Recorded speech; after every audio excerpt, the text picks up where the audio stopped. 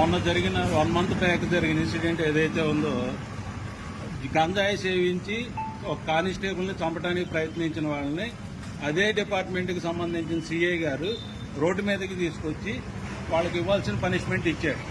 ఆ విధంగా ఎందుకు చేశారు? అంతకుముందు ఎప్పుడు ఎందుకు జరగలేదు? మొన్న ఒక్కసారి ఎందుకు జరిగింది?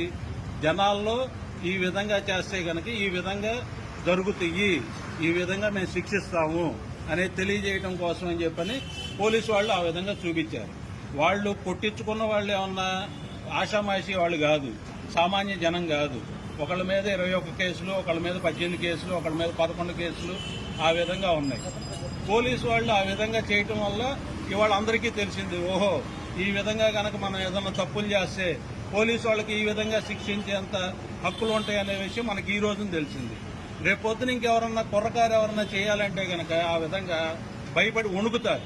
ఈ విధంగా రోడ్డు మీద కొడుతున్నారు, ఈ విధంగా మనల్ని భయపెట్టడం కోసం కాదు, లా అండ్ ఆర్డర్ని కంట్రోల్లో ఉంచడం కోసం ఆ విధంగా చేస్తారు పోలీసు వాళ్ళు.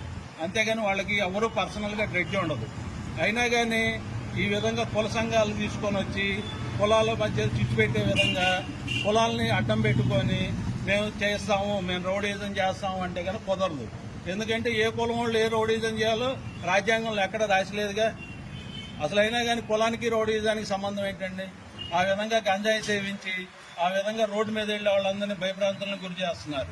ఈ విధంగా కనుక చేస్తే రేపొద్దున అదే వయసులో ఉన్న కుర్రోళ్ళు ఏమనుకుంటారు, మనం అందరం కూడా ఈ విధంగానే తయారవుదాము, ఈ విధంగా చేస్తే కనుక మనకు పేరు వస్తుంది, రౌడీజంగా మనం ఎదుగుతున్నాము అనే ఆలోచనలో ఉంటారు.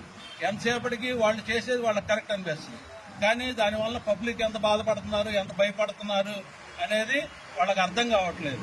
వయసు అట్లాంటిది వాళ్ళది. ఆ వయసులో ఉన్న వాళ్ళని కంట్రోల్లో పెట్టాల్సిన బాధ్యత ఫస్ట్ ఇంట్లో వాళ్ళకు ఉంటుంది, ఆ తర్వాత పోలీసు వాళ్ళకు ఉంటుంది, ఆ తర్వాత సంఘానికి ఉంటుంది. ఆ విధంగా పోలీసు వాళ్ళు ఫస్ట్ స్టెప్ తీసుకున్నారు. వాళ్ళ చేసిన చర్య ఏదైతే ఉందో అది చాలా అభినందనీయం. ఆ విధంగానే పోలీసు వాళ్ళకి మేము మద్దతు తెలుపుతా ఉన్నాము. ఈ విధంగా తప్పులు చేసిన వాళ్ళు ఎవరైనా కానీ, తప్పులంటే ఏదో చైన్ స్నాచింగో లేదంటే ఏదో చిన్న చిన్న ఇబ్బందులు పడి చేసేవాళ్ళకి అది వేరు, వాళ్ళని పట్టుకొస్తారు, వాళ్ళ దగ్గర నుంచి రికవరీ చేస్తారు. ఈ విధంగా జరిగిన సంఘ వ్యతిరేక చర్యలు ఏవైతే ఉన్నాయో వాటిని రికవరీ చేయాలంటే ఏ విధంగా చేయాలి? ఈ విధంగా తప్పు చేసిన వాళ్ళని శిక్షించి రికవరీ చేయాలి. అట్లా చేయటం వల్ల మిగతా వాళ్ళు చేయదలుచుకున్న వాళ్ళు, ఆలోచన వచ్చిన వాళ్ళు భయపడి వణుకుతారు. పోలీసు వాళ్ళు చేసిన చర్యలో ఎటువంటి తప్పు లేదు, దాన్ని మేము పూర్తిగా వ్యతిరేకించము. ఏ విధంగా అయినా కానీ వాళ్ళు చేసింది కరెక్ట్ అనే చెబుతాము. ఈ విధంగా పోలీసు వాళ్ళు అందరూ కూడా తగు చర్యలు తీసుకోవాలి. కోర్టుకు వెళ్ళిన తర్వాత కోర్టు పని కోర్టు చూసుకుంటుంది. Law and order